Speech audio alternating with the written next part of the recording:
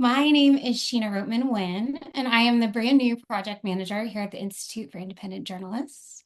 Our mission here is to support the financial and emotional sustainability for independent journalists of color through community learning, innovation, and advocacy. I'm very excited to be here today. I do have a lot of questions, though, since I'm brand new, and I'm sure you all do as well. So I'm very grateful for today's webinar. It's probably going to answer a lot of my questions, hopefully a lot of yours. So we do have a couple housekeeping items to get through before we get started. First, closed captioning is available and the session is being recorded, and we will send out the recording to all the participants afterward. Please put any questions you have in the Q&A, and we do have some time dedicated toward the end of the program to get to your questions. Of course, this is an Ask Me Anything. Please share any insights, flattering screenshots, that kind of thing on social media. Our hashtag is hashtag the IIJ, and you can tag us at _IIJ. And then finally, just a note to please take responsibility for impacts when you're using the chat. We strive for balance with empowerment, understanding that everyone is in a different place. And this is a space that centers journalists of colors and color and marginalized voices. We're all welcome and we all share this space together. If you're new to IIJ events, please just listen first and be open to learning. That being said, I am going to hand it off to our fearless leader, Katherine Lewis Reynolds, and take it away, Katherine. Thank you so much, Sheena, and welcome to the team. I am so glad to be here with two colleagues who sort of need no introduction to this community, but I will definitely introduce them anyway. Um, and I'm going to ask to move to gallery view at this time so that we can see their beautiful faces as well. So, with me today to answer all your questions are Saida Shabazz and Erika Hayasaki. Um, Saida is a writer and editor who lives in Los Angeles with her son, partner, and way too many pets, which I don't think we're gonna get any cameos today, and writes about the intersections of parenting, race, sexuality, gender, and socioeconomic status. Definitely must subscribe to her Substack. So please, Laura, if you can find that and drop it into the chat, that would be great. She has previously been a writer and editor at Scary Mommy, and her work can be found many, many places, including the New York Times and the Washington Post. Um, I also want to say a big hello to Erika Hayasaki, a writer based in Southern California. Her feature stories appear all the places I've ever wanted to write. New York Times Magazine, The Atlantic, that you can see in her bio. She is a former national correspondent for the LA Times and currently teaches at the UC Irvine Literary Journalism program, which is a really remarkable, I think unique in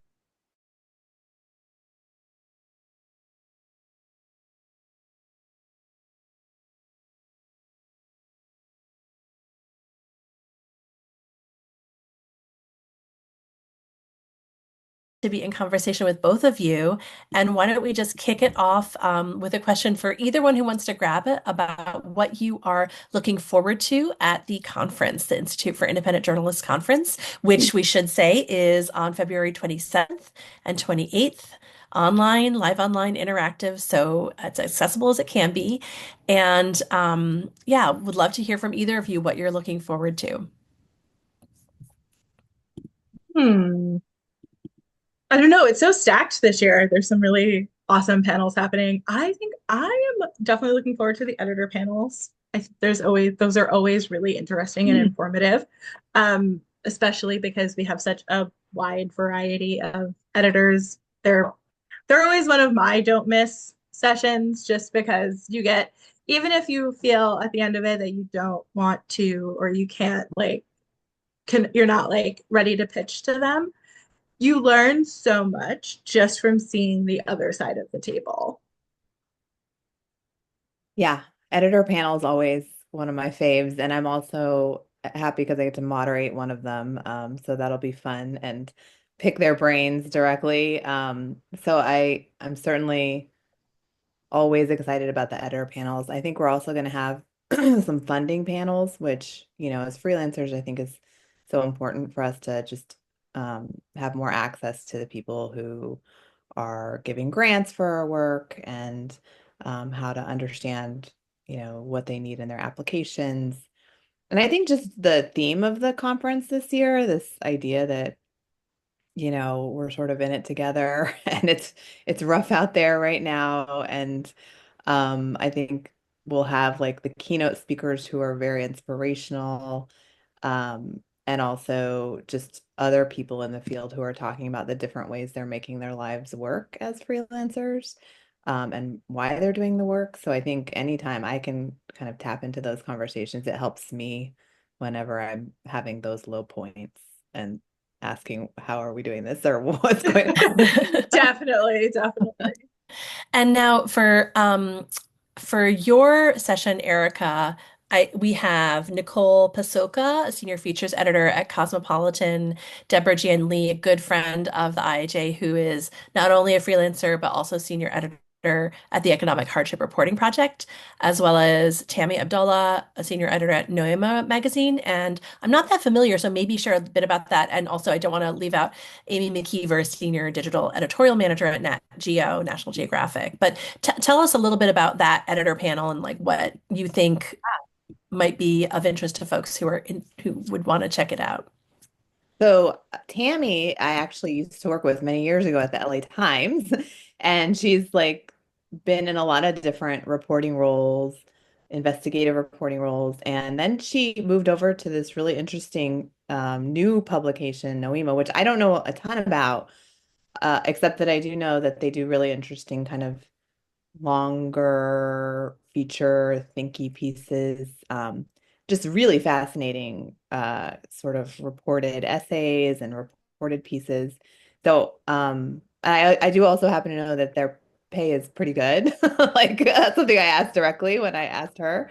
So all those things we'll talk about in the panel. And Tammy's just a great journalist. So for anybody who gets a chance to work with her directly, I think that would be wonderful because she just is sharp and thinking about story ideas. I've actually worked with Amy McKeever, who's an editor at Nat Geo, and she was great. And so I think Nat Geo, from my understanding, unfortunately, they did a lot of layoffs in recent years. And then they did more hiring. So I'm sort of wanting to ask what's happening over there because I also know they're doing a lot of assignments still and assigning a lot of freelance pieces. And Yeah, I then, think ironically, because of the layoffs, there's more right. opportunity for freelancers. Yeah, I think they're pretty heavily dependent on freelancers now. And then of course we've got senior features editor for Cosmopolitan.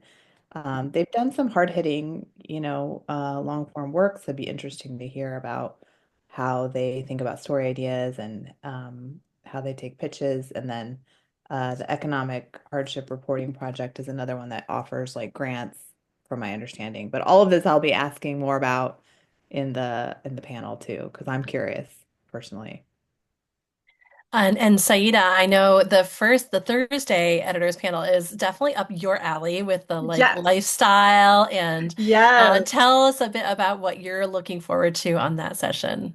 I mean, yeah, like lifestyle is definitely in my wheelhouse, so I'm always super curious. I know I'm gonna definitely pop into Erica's panel because want to I want to write for Cosmo one day. So like I'm very excited about that.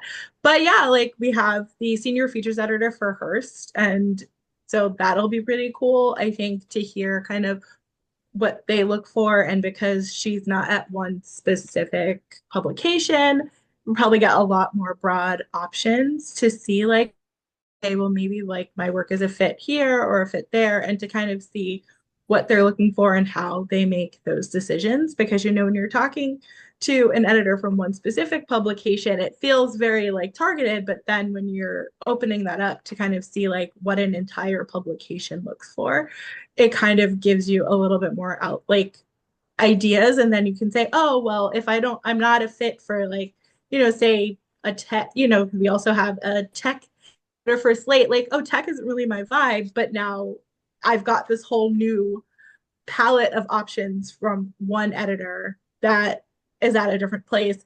Also, I'm very curious to hear of the from the editor for Bon Appetit, mainly because I love food and I like reading about food and writing, and I'm curious to see, what it is that they're doing over there because I think people, especially food publications, people always just think recipes and not about like the kind of deeper dives that might be going into it. And especially, as we're moving into this very tumultuous like time, food, I think, is a great exploration for culture. So I'm curious to see like is that something that they're going to talk about or what those potential stories might come out of there. And then we And have I think editors, actually Joseph Hernandez is the drinks editor at Bon which is Appetit. Uh, even so better. like Yeah. cocktail recipes.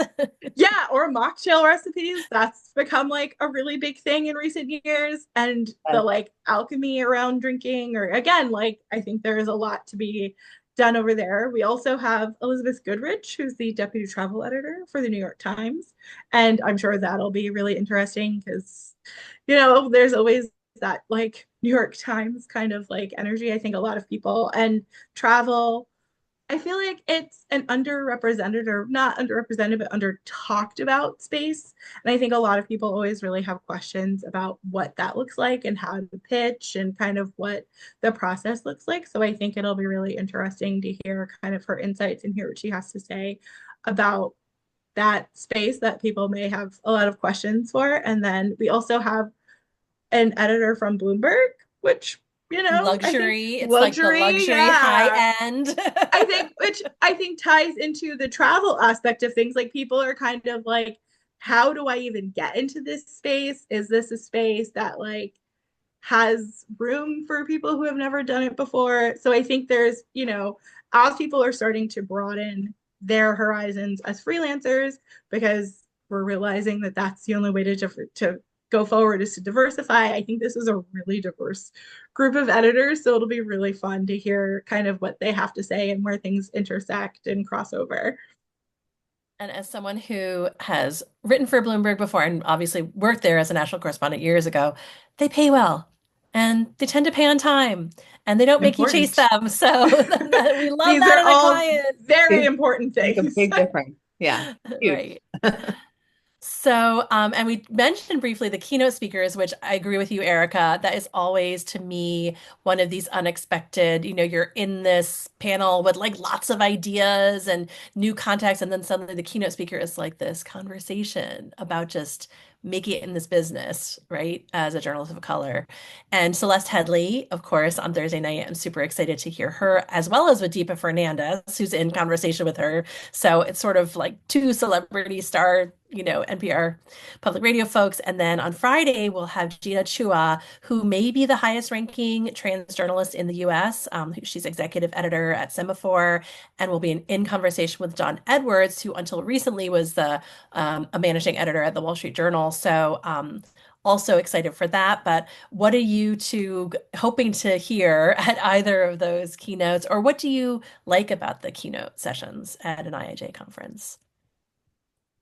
I mean, I just remember the last couple of years being, always, tuning into the various sessions and then feeling kind of pleasantly surprised with the conversations, the keynote conversations in particular, because I remember Linnell George being, I think, a keynote one year, who is fantastic, long time freelancer here in the LA area. And really being very honest and candid, like surprisingly so, about being laid off from the LA Times and going through the alt weeklies and the daily paper and then sort of teaching and finding like that wasn't quite the right fit and just coming into like her own writing career and the ups and downs of that and making that work. And it was so real. And to me, it was just like very inspiring too, because she is this incredibly prolific, beautiful writer, who you wouldn't even, sometimes we see the bylines and we see the work, but we don't see the journey behind it. And I think that same with last year. I think we had, who was last year? Catherine, Um, Well, we had, okay, give me a minute. Well, that's okay. And there's Oh, we everybody had else has been that kind. Stephanie Fu talking Oh, about what my bones know, amazing. and Yeah, I'm Lee sort of Chan, yeah, in yeah. conversation with Stephanie, I her. remember making like talking about how she sort of like made her book a New York Times bestseller, which is like Right? it wasn't a New York Times bestseller on the first round, but then in the paperback it did. So she just like really hustled and like put her journalism skills to work to try to like get, and it's an incredible book, but just also talks about that work behind the scenes. Again, you see something that ends up as a New York Times bestseller, and it's not like it just magically always happens that way. There's work that goes Yeah. on. So And handy that she wasn't a New York Times bestseller when she committed to speak to us, and then we got her anyway. So oh, and then she was by the time she, yes. okay, cool. Yeah, no, that So was watch so out for inspiring to the hear too, because, nobody would know that story if we hadn't. I mean, I would never know that story if I hadn't heard right, that. And right. it offers a little bit of, I think, for the rest of us, just feeling like, oh, okay, like here's the work and here's how the, Yes. And I, and then of Yeah. course Tansina Vega was the other yes. keynote who was Yes. also very real about, Yeah. again, difficulties. But were you going to say something, Saida? Yeah, no, just I was kind of like to echo what Erica was saying. Like it's especially for those of us who are maybe a little bit earlier in our careers. I feel like I'm approaching mid-career at this point. And so it's really interesting to hear people, who've been doing this for a while, who have had a real like breadth of experience to be like, oh, okay, there is a way forward when it feels kind of like there isn't, or you're not really sure, to see how people are pivoting and to see, oh, like here are marginalized people who are making this happen when you think that you can't, or like when, especially now, as things like DEI initiatives are starting to disappear and have been pretty rapidly, to see that there are still people who are making it happen, I think is so important in a way that it might not have even been a few months ago. Yeah. Yeah, I mean that's one thing about sorry to just jump in. No, go for it. But the thing about the IIJ too is that I feel like right now building communities is so important, or just Mm-hmm. or keeping up the communities that we already have. And so that just the fact that we have this organization and that's doing this and connecting us, and it just feels so important, especially now. You're totally right. Yeah. Oh, and I belatedly did not even mention Erika and Saida were our conference co-chairs this year. So that is why they have done so much work to put together this amazing event. And I just want to publicly thank you both for, first of all, starting this organization with me 2 years ago, and for putting so much blood, sweat, and tears into this amazing lineup of really diverse journalists who are making it, as you said. So there is a question in the Q&A. Maybe we'll just grab that for now. And if anyone else has more questions for on any topic, this is an Ask Me Anything. So feel free to ask any of the three of us anything, put it in the Q&A. But right now, there's a question about what the three of us are working on right now and pitching. Okay. Any examples of what you'd like to share? And I will just say, myth that I like to bust that I see in the question is it's not all about pitching, right? Ideally, you have anchor clients that you work Mhm. with regularly who expect work from you. And so you're not just cold pitching. But anything that either of you would like to share that you're working on and excited about? Um, Nothing at this exact moment. I've just had a couple of I'm in the process of moving past the pitch. But thankfully, well, actually the last cold-ish pitch I sent out was actually thanks to Erica. So it's really wonderful that we're having this conversation together. I live in Los Angeles, as was stated in my bio, and as everyone knows, last month most of LA was on fire for a while. And so editors, were scrambling to kind of get stories. And there was an editor that Erika knew at MSNBC who was looking for pitches for people from LA and kind of how fires were affecting us. And so she connected us, and I ended up having my pitch accepted. I was not directly impacted, but as things started to change and it was just a constant space of anxiety, we were thinking about what that would look like. And so I had an idea, and I was like, how perfectly timed. So thank you. I want to give a public thank you to Erika for making that connection and to highlight that is such an important part of community. And that's what is like makes these kind of conferences that the IIJ puts on and all of the events that we do so important because you make connections with people and they might be able to recommend you for something or they might be able to connect you with someone and that gives you a new person to work with. And the editor at MSNBC was like, hey, if you have any other pitches in the future, feel free to pitch. And so I'm like, will do. So that'll definitely be something that I come up with in the next few months. But it's also just with pitching, it's really about like sometimes they kind of just come to you. Like I've been really lucky. I'm at a point where that stuff is starting to come to me and I don't have to go to it. So because of the writing I do around LGBTQ issues and parenting and those intersections, an editor from LGBTQ Nation found me on Instagram actually and reached out and was like, "Hey, we have, this idea that we're working on." And so I was like, "We'd love to have you write it." And so that was great. And now we're working on something else because, that connection was made. And so for me, right now, where I'm at in my career, it's really about using either anchor clients or making those connections through my previously published work to kind of move me forward. I will be fully honest and say I hate cold pitching. It makes me really anxious. So if I don't have to, if I can rely on the connections that I've made, then that's kind of where I feel more comfortable. Yeah, Yeah. I say to your point. Well, first of all, Saida, your piece was so good because Well, thank you. like when I heard that the editor was looking for something out of LA, I knew like you were the first person I thought of because it's like quick in LA. I'm not in LA, so it Right. doesn't really Yeah. make any sense for. And then it's like not only that, but you turned it around quickly. But then you like I love the fact that you brought your own Saida voice to it. It's like Oh, think thank about you. what does it really mean to evacuate when Yeah. it's not like people just and it's true you can't just go to these hotels Airbnbs or everything so it just Yeah. made it very real and I think that's so important too so I just Yeah. want Thank you. Yeah. It's one of those things where I think the stories all kind of are the same. And yes also because of the areas of LA that were most affected, I think people's like perceptions are totally really skewed as to like what that really looks like. And it's like, well, the Palisades at the time was getting the most coverage.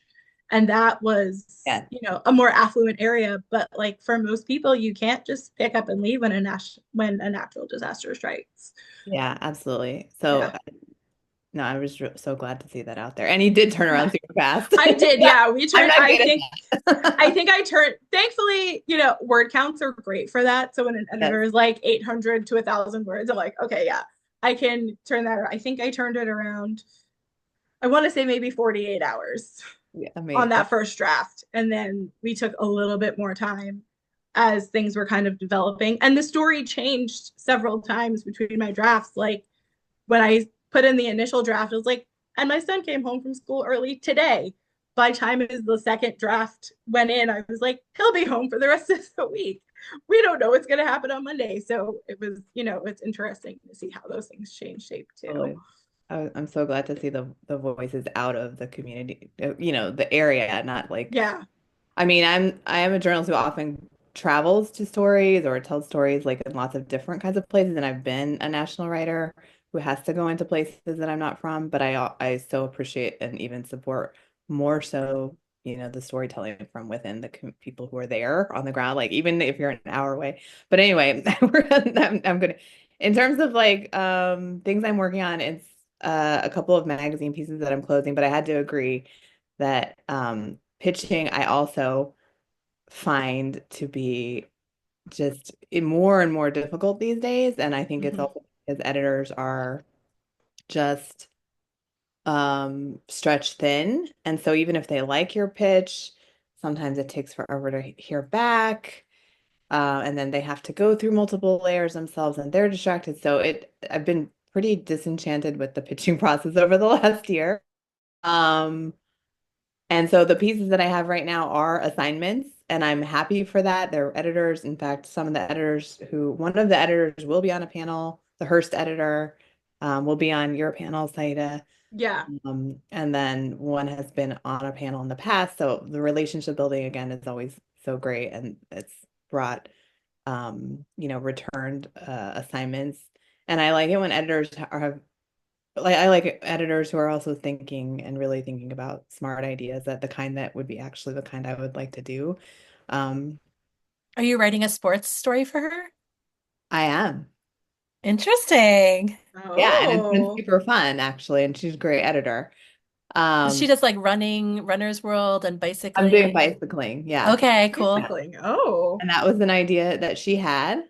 And then I have an AI related story for a different publication, and a long COVID story for another publication, and then two more assignments that are that came down. And one of all those, one is a pitch. So one is a pitch that has literally taken over a year to get off the ground. So Yeah. that's how pitches go these days. Yep. Um, and then so that's all hitting out at once, which is I've been particularly busy this month because everything seems to be in edits and closing, and then I will return to like more of a long form uh book project that I'm trying to get off the ground after That's that. going to be Erica's amazing. Erica's an amazing long form writer. So, Yes. And I also will second what you said. I had an assignment that I turned in April, and all summer, every 2 or 3 weeks, I'm like, hey, what do you think? And then literally in September, heard back from the editor, I don't think this is going to work for us. We're going to pay you the full fee as a kill because I feel bad, and I'm leaving the publication. Oh, boy, And that happened to me a second time. It oh, wasn't that's quite as happening long of a gig. I had pitched a piece and we talked about it, and then I developed it and wrote it, filed it in like September. And then in October, the editor was like, I really am sorry. This isn't going to work for us. And I'm leaving the publication. that happened to me twice last year, except one Yeah. of them left and the other one did not, but that happened twice, yeah. So, boy, which is why I'm saying to people right now, find anchor clients who are not in journalism or Right. who are in like journalism, sort of like the Greater Good magazine, where I now have a full-time job, Yes. which I love because I can just write and then send it to my editor, and he may, tear it apart, but at least I know it's going it's somewhere. getting somewhere. It's Yeah. getting somewhere. And we do take freelance as well. So I'm excited to like get pitches as well, and hopefully develop a guide for them, and a better rate sheet. But there we do actually have a question about freelance rates, Hmm. and what we consider a good rate. And I will give the speech that I always give, which is you need to translate in your head or on a piece of paper or a spreadsheet what you're getting paid for the piece into the hourly rate that you will earn when that piece is done. And that includes pre-reporting, pitching, writing, editing, fact checking, every single little thing that goes into getting that piece out. Because I do think like $2.50, $3 a word for a magazine story is a good rate. However, you earn every penny, and I find my hourly rate for those stories is usually $25, $30 an hour. Whereas a piece, I used to write for Bankrate a lot, and they pay 50 cents a word, but the stories are maybe 1,000 words. It takes you 2 or 3 hours to write it. Editing's super simple. You don't have to provide your transcripts or fact check or anything. So you end up making like $150 an hour. So that's why the project rate or the per word rate can be really deceiving. And I'd be curious, Saida and Erica, what you think about when it comes to rates, like what is a good rate, and what are the red flags or things that help you understand if it's a good rate? Yeah. I think for me, I tend to do a lot of stuff that has a lower word count and therefore I can turn around quickly. So, for example, the MSNBC op-ed I wrote, the rate was 350, but it was only 800 to 1,000 words. And realistically, I mean, I did that draft in probably maybe an hour, maybe two. It didn't take up a ton of my time. So it didn't feel like a lot. I mean, full disclosure, especially digital rates, they like for some people they suck. I think I think that Katherine has a great breakdown of like doing it, doing your kind of cross benefit analysis. For me, it's very much like I need money. And so, I don't, uh, I think that it really depends too on where you are as an individual and like, does that money help you in some way? So for me, I'm like, $350 is a month's worth of groceries. I have a tween boy, so maybe less, but that's how I kind of put things into perspective. I also have anchor clients that, they're content mills, so we turn around a lot of quick content. So $45 for a maybe 400-word article. Some people might be like, that's terrible. I'm like, it took me an hour. Probably would take less if I was fully committed and not doing 17 other things at the same time. So it really does depend to me. Like the most I've ever made for a piece is 1,200. I did a piece for the New York Times in 2020, and it actually ended up getting killed, but they paid me the full because of the amount of edits that we did back and forth. They ended up giving me the kill as the full fee because we had gone back and forth for 2 months, I think, about how, and it to me it felt hollow, not because the piece got killed, but just because of how much time I had put into it. By the end of that, I was like, oh, this doesn't feel like as much given how many times I'd be on the phone and how many times I've had to do this and stop doing other paid work to prioritize that kind of attention. So I think it really depends to me to like put See, into perspective. but Saida, you and I have the same rubric because you're also talking about hourly rate. Like the story Yeah. that I did for Mother Jones that I was paid $5,000 for, when I calculated how much time I put into it, it was $22.50 an hour of Yeah. like reporting, editing, fact checking. So I think you may not do it on a spreadsheet, but you do it in your head. Yeah. It's also, yeah, it's one of those things where for me, survival is always like the bare minimum. So whatever I can do to survive is where I'm going from. But also, I am like out of the three of us, I do probably the easiest kind of like writing stuff. I don't take on a lot of long form pieces. I generally do a lot of stuff that's quick turnaround, less than 1,200 words. And because of the places that I write for, it's stuff that's in my wheelhouse and stuff that comes naturally. So it doesn't require a lot of pre-reporting. It doesn't require a lot of like deep thinking. I can turn around a book review. Again, like I said, if I'm not distracted, maybe an hour, and it's a book. I had a good time reading it, so now I'm writing about it. It doesn't, feel that hard for me. The stuff that I take longer with is the stuff I'm writing for free right now for my Substack. So, hopefully I'll turn that into something paid one day, but it's also helping me build my portfolio, which is like a big space that I'm at right now. But, if it's an actual publication, do not do it for free unless it's really going to like get you somewhere ultimately long term. But you should always be paid for your work. So, Yeah, Sayeda, can you drop your Substack link into the chat also? Because yeah, I think it I has have been been really previously, enjoying it. Oh, I didn't but see I that. will. I can always do it again. Yeah, Yeah. yeah, that would be great.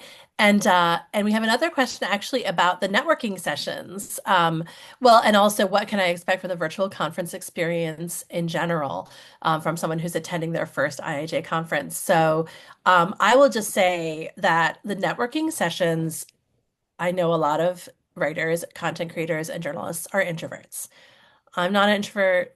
I will not speak for either of the other two people on this panel, but so for me, I'm always really comfortable. But I have talked to so many like self-proclaimed introverts who are like, I don't want to network on Zoom. I don't even want to go to a conference that's online. Like, how can it be really like being in the room? And I will say, I feel like we do a really good job of having real conversations that are accessible. So I would say, first of all, my advice would be give yourself full attention. Like, don't try to Mhm. multitask while you're listening to an editor panel because you will miss those little gems about what time of day to pitch them or a thing you have in common with them that will get Yeah. you an in. And then for the networking sessions in particular, I've had two or three people recently say, I have an accountability buddy that I found last year at the IJ conference, and we check in every week and we keep each other energized and accountable to our goals.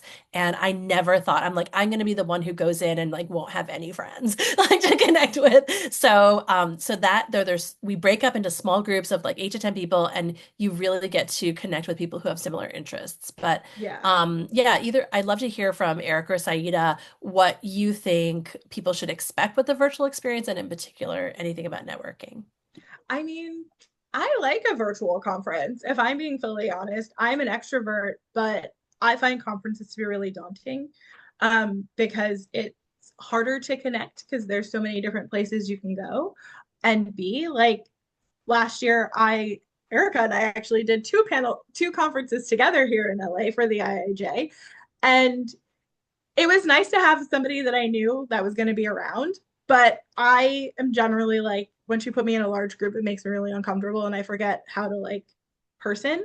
So I like being online where I can really be plugged in, but still feel like I'm within a group. Um, I think most importantly, be comfortable while you're listening because if you're going to be sitting there for a while, like sure you have your drinks and snacks and things you can't do when you're in person. You don't want to like open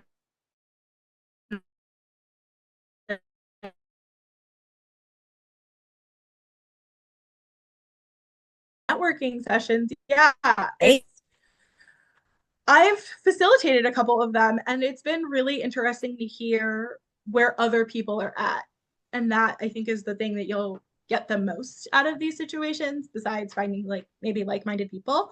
You're just going to get a bigger set of experiences than you even get if you're able to talk and hear, oh, it feels kind of like this AMA that we're doing, but you have a couple of more people in the room and you get to really like share and be deep into those conversations. And, if one idea sparks and takes off, the conversation can go in a completely different direction. And I don't necessarily think you always get that with an in-person option. Yeah, I guess I'm sort of an extrovert too. I'm married to an introvert, but I'm an extrovert, but that usually works better. Yeah. But so I like I mean, you definitely when you go into an in-person conference, I'm remember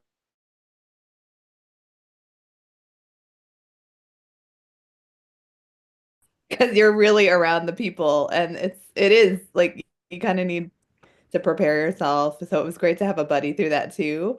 Yeah. The online experience has always been a little different for me, but I don't necessarily do a lot of the connecting except when we're in the groups like this. I guess I do maybe in like writing groups and things like that. But like strangers, that's harder for me, I think. Although since I teach, I guess I have to do that more often, but it's usually been pretty comfortable because I think everybody's coming to these meetings. We all have I mean, whatever level we're at, we have such a range. We Mhm. still seem to have the same issues a lot of times. It comes down Yeah. to like so many of the same themes. And I've learned that over the years being in this world of freelancing and writing, you know, we want respect. We want to do work that's important to us. We want, to get paid on time. We want to get paid well.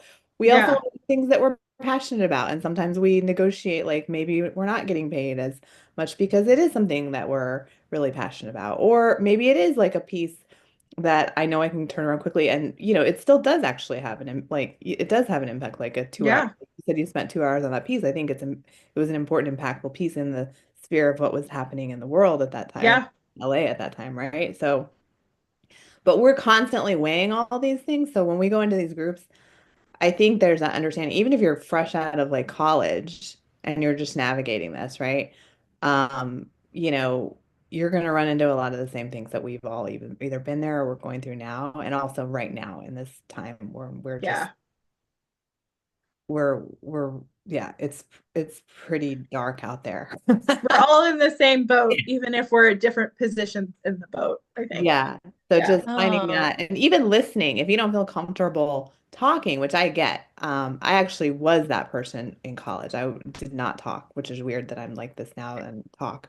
But um, like listening can, sometimes I know the people who are not like necessarily talking are really thinking and like some of the smartest people in the room, and like you get so much out of those conversations. But and another thing I want to say about the just the digital like the online conference is because I'm like on the go a lot and I'm a mom to sometimes with these conferences I've like put them on playback later because I can't get to everything while I'm like doing Yeah. or something like that, Yeah, you know? And I love that. I can do that because I can't be at everything, but yeah, that's great. Yeah, that's a great point. Actually, a good reminder that the conference sessions, except for networking, all the other conference sessions will be recorded and available on the SoundPath platform until March 31st. So our amazing partners, Association of Independents in Radio, host the videos. And so definitely that's a great benefit. Or even I've heard from people also who say, I was there live, but I listened to it again and I got more out of it the second yeah, time. So also, just want to put in a plug for what I'm working on now, which is Greater Good Magazine. So, if anyone is interested in pitching, definitely take a look. Our mission is to translate the science of a meaningful life into accessible articles, videos, other content for helping people find more balance and meaning in their lives. And I'm gearing up. My project there is the science of love. So, I'm gearing up for, of course, Valentine's Day. And I just did a story on how to deepen and refresh your longstanding relationships, whether that's a partner or a longtime friend. So I'm excited about that. And also looking forward to launching the program that I'm overseeing, where we're going to be giving away $500,000 in grants to journalists and other nonfiction content creators. So definitely apply if you have a great idea in mind. And we have another question in the Q&A about portfolios and hmm how each of you keeps ongoing, you know, showcase of your work. Do you share your work publicly? Yes. Or just share in real time? Yes. And also keep a portfolio. Super, super yeah, important to always back up your work, especially now that we've seen um, websites just shutter, lay everyone off, and then destroy their archive, which yeah. nobody wants to have happen to their hardworking clips. So I do authory. I also have my own website. What about the two of you? I have to get better at that. I have like all the links saved and different bookmarks in my computer, and I put together like a Contently profile. But those are just showcasing the things I think give the most diverse um, kind of perspective of what I do. I also have links on my resume so that if I'm sending my resume out, like I have some of the top pieces that I've done. So like the published article I have from the New York Times, Washington Post, and like a couple of others, just kind of to give like a little bit of perspective on what it is that I do. I'm in the process of putting together a website finally, years after the fact. It is really hard because so much of my work has been concentrated to one of like 3 or 4 websites. So, and thankfully they're still there. So I haven't had to like be super concerned about backing them up. If I lose like a random piece I did 5 years ago, it's like whatever to me at this point. But I wrote at Scary Mommy for 5 years. That's over 500 articles, I think, but it could be more in that time. So I was like, I can't back all of that up. Like, I'd need an external hard drive just for all of that. So I've kind of bookmarked the key pieces, I think, and the takeaways from that. And then, I write for another site called Auto Straddle as well, and I have over 100 pieces there. So it's kind of like, for me, I pick and choose, I think, the things that best showcase my work, and then I put them in places where people can find them. On social media, like I have a Linktree, or that's always a great way because you'd be surprised how many people might find you via social media. So you should always have something in your bio. And now they keep expanding how much stuff you can put in your bio. I think on Instagram now you can have several links in your bio. It doesn't just have to be one. So you can have, a few things in there if you are on social media, to give people ways to kind of find your work if you don't really have like a static place for it. Yeah, I would Yeah. say like Authory, like Sheena's saying in the chat, Authory is great because it backs up automatically. So even if you wanted to, I think it's like $99 a month, but occasionally they give coupon codes. even if you wanted to just sign up for 1 year, Saida, and back up all Mhm. your Scary Mommy and all of your Yeah, autostraddle, like they do it automatically. And then you'd Okay. have those clips. You could export them and cancel your subscription, for the next year. So Yeah. I think it's worth it because they that's really ongoing will like look at all the websites that you publish for and just automatically bring it in and back it up. So you always Right. have a local Have so backup. copy. the Yeah. website disappears. Just Exactly. oh, Yeah. but that's great because I've like sometimes I'll like look for people's articles like to talk about them in class or something, and they're gone. Like I have to let the writer know like Hey. Yeah. disappeared. This amazing piece you wrote is gone. I can't find it. I just have a website, and then it's the same sort of deal. I just sort of select pieces. I don't have everything ever on there. Because my like what I love to do is long form, and I teach long form, so that's what I pretty much post on there. And then I do LinkedIn now in the last year. This is only in the last year. It's like, and I gotta up my LinkedIn game. I LinkedIn is the have new I Twitter. I have received several assignments through LinkedIn. In Okay. fact, Pavlina was a LinkedIn Connect. Totally. Nice. Yes. Okay, you two are gonna have to teach me how to LinkedIn. So, We'll have to do a session on that. and Yeah, for again, sure. I only started it in the last year because I had been avoiding it for most of my career because I was like, why do I need another thing? And everybody convinced me, mostly from listening to these panels, and it's been great. And then Substack is my other thing that I really like. I just love the Yes, community over there. It's so it's like great. a good vibe. Honestly, I think they dropped the link in the chat, but drop it again. Erika's Substack, if you can't make these webinars or if you want something in a supplement, Erika's Substack is that thing. Yeah, I enjoy reading them so much. It thank is you. has been so interesting, and she talks to such a wide variety of people and writers in the industry. And you just published one, what was it, yesterday or the day before? Yeah. An interview with a writer who does these really, really cool long form pieces. And I had actually heard about her most recent piece, the one about the mom Oh yeah, who crazy. was like bullying her own child. Like that was the Yeah. hot article. Yeah. It was the hot conversation on Twitter and social media like a week or two before. So I was like, Oh, oh, really? okay, yeah. I'm I'm not on probably, Twitter, so that's why. you know what? People have a lot to say about it, but Yeah. I have created such a rich space in there that it is not fully an echo chamber of like Yeah. terrible things.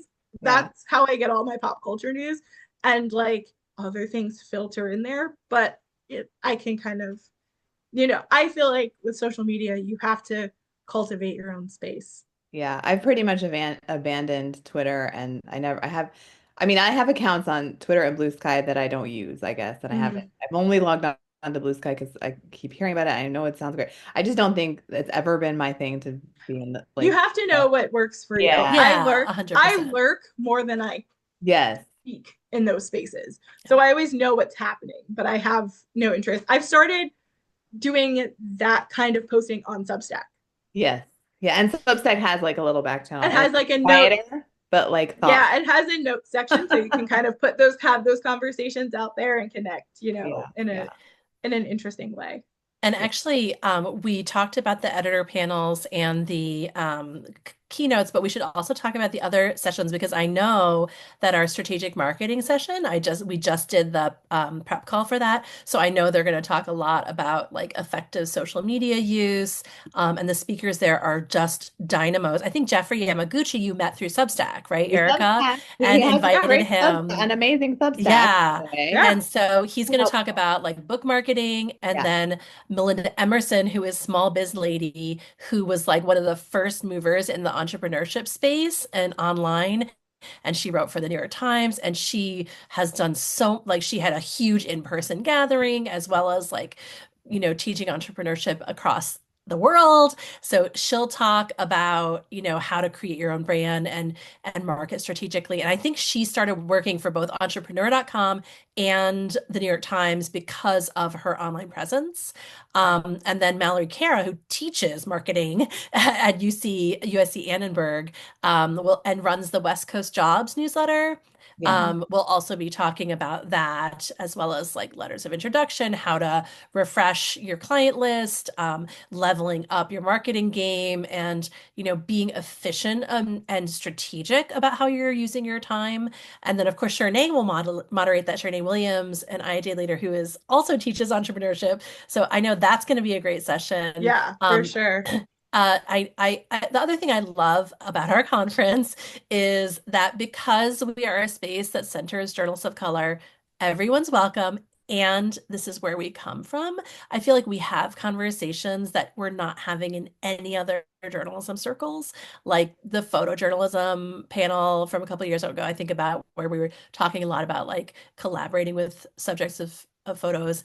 And Erika, your power session that you moderated, like those kinds of conversations you just don't get anywhere else. And Yeah. I think our kickoff session on the value of labor and like the worker to own collectives is going to be like that because I will just say I worked for white male billionaires for 10 years and then I decided I didn't want to invest my time to make them more money anymore. Yeah. And I think just being intentional about those choices. So Gabe Schneider, the founder of The Objective, which if you aren't reading it, it's this great independent journalism critique site where they really aren't owned by a university or a corporate entity, so they can be real. And Julianne Escobedo Shepherd, co-founder of Hearing Things, also will talk about that. Um, and Jamie Lauren Keelis, who I'm probably saying their name wrong, I apologize, will also talk about this sort of concept of thinking about where you're investing your time and talents and how should we take more control of our labor, because I do think we're in this new era of creators having more power, even though it may not seem like it, because media is broken, in case you didn't Media is notice. so Yeah, broken. definitely. And I keep telling people, obviously, yes, go to those big spaces, but go with like a clarity of mind. I only had to do the corporate billionaire thing for about 6 months before I was like, oh, this is going to kill me. I'm out. Okay, bye. But now I'm being far more intentional with the way I'm kind of using my voice and doing things.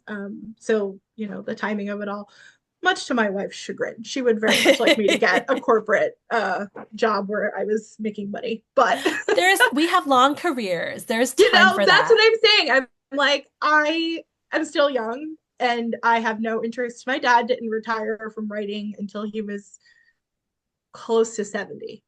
So, and Yeah. that was, so I'm like, I could do this forever. And it's also about diversifying and figuring out, the more space we give ourselves as freelancers and the more autonomy we give ourselves, and these conferences are great for enabling us to feel autonomous in the choices that we make as career journalists and people who are doing this independently. Hmm. 2025, beyond surviving, but also I am very much about bringing joy and finding, reclaiming the joy in the work Yeah. and Love how it. we do that. And so, this is a great way for people to do that, no matter where you are at your career. I advise people who are just starting out or who are relatively early to figure those things out now so Yeah. you don't wake up in 5 or 10 years and go, what have I done with the last handful of years of my life? And in the couple minutes we have left, I know I want to cover every panel. So is there one in particular that you guys are looking forward to that we haven't talked about yet? Hmm. I know also the power of the pivot with Emma Yes. Karagrovum, who's director of careers and culture at the Marshall Project and was an independent consultant for many years. Sari Botten, who's an Oh author yeah. and educator, Yeah. and Phoebe Gavin, who used to be at Vox and is a career and leadership coach independent now. I know they're gonna like be speaking to a Yeah. lot of us who are like, is it time to pivot? How do you know? How do you do Yeah, it? I remember we had such an interesting conversation because we have the planning, the kind of pillars of the like planning committee here. Having those conversations in that space and trying to figure out like where people are at and what would be the most in service of our community was probably one of the coolest things. Sorry. Oh, Yeah. No, go ahead. sorry about sorry, button. I'm excited to hear hers. She wrote a Substack about how she has also done journalism, and then she was for a long time a ghostwriter, and like kind of afraid to really put herself out there and use her voice and not be the person behind the scenes. And now, like, I don't know, she's got like 4 Substacks. She's just a powerhouse over there. Yeah. And so I'm really looking forward to hearing her kind of talk about that journey into like finding her own voice. She wrote a memoir and all this too. Yeah, for sure. And then, of course, another super popular session will be the funding session, where we have fellowship Absolutely. directors from Yes. the Fund for the Reynolds Journalism Institute Fellowship, the Pulitzer Center, which gives a ton of money away. O'Brien Fellowship is sponsoring that session. So if anyone knows other organizations that would like to sponsor the conference, so we can bring this great information to you at an affordable price, please hit us up. We always are looking for new funders and suggestions. And then the Fund for Investigative Journalism, we have a board member speaking, and that, so funding for journalism is always a super popular session, and that will be Yeah. great this year as I well. think the AI one is going to be really interesting too. Yeah. Just given all the conversations around it, and kind of how, should we, can we, what does that mean? What does that look like? Right. And we have Yeah. super smart people talking about like the environmental impact and the ethics and, Yeah. even just how do you have those conversations with your editors when you Yeah. should. And then the last one, I think I've touched them all except for audio journalism, which also I think a lot of us are really interested in. I know, Yeah. Erika, you've done some of that. And we just launched a podcast, the Freelance Journalism Podcast. If someone can drop the link into the chat, hope you all will check that out as well, because it's been a great way to bring more of this content to more folks. So we have 3 independent producers and Ruxandra Guidi, who is, of course, amazing herself as a moderator, who will have a lot to contribute as well, talking about what's happening in audio journalism right now and Yeah. how to survive and how to scope a project and how to make sure you're educating your clients on, what goes into what they think of as producing and why it costs as much as it should cost. Because more and more places are trying to launch podcasts and don't really understand, the cost of it. So the 3 folks, Mark Pagan, Myron Kaplan, and John Asante, I know are going to be fabulous on Yeah. that session as well. So, in the last minute that we have, Saida, Erika, anything else you'd like to share? Thank you all so much for being here and for your Yeah. questions as well. I mean, I think this is going to be a really fun year. I think this conference is going to be really helpful and really useful. So I definitely think that if you haven't already registered, you absolutely should. A lot of care and hard work goes into ideating and executing conferences like this. And, there isn't something quite the same. Every other conference is specialized or like, it's more microcosmy or bigger.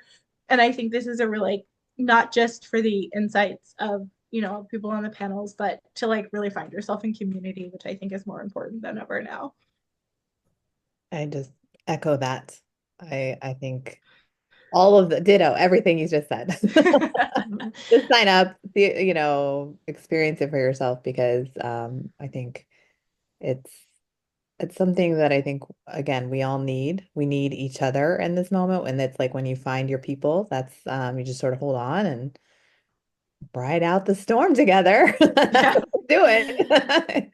Yes, thank So you. That I love that. Well, you are my people, and folks who are watching this, please share the conference with your colleagues. If you're going, we'd really appreciate you encouraging other folks to attend as well. I really do think it's the best deal in journalism because a lot of these events, Are will be so hundreds, expensive. hundreds of dollars. Yeah. So we're confident you're going to get great value, and we look forward to seeing you there. So. A special thanks to Laura Woods and Sheena Roetman-Wynn for being here and helping put this event together. Even our free webinars take a lot of time and effort to put together. So we appreciate you, and thank you for the folks who are here asking questions and being in community with us. Most of all, Erika Hayanaski, Saida Shabazz, thank you so much for being great colleagues and friends and also leaders at the IIJ and co-chairs of this year's amazing freelance conference. So we'll Thank see you you. February 27th.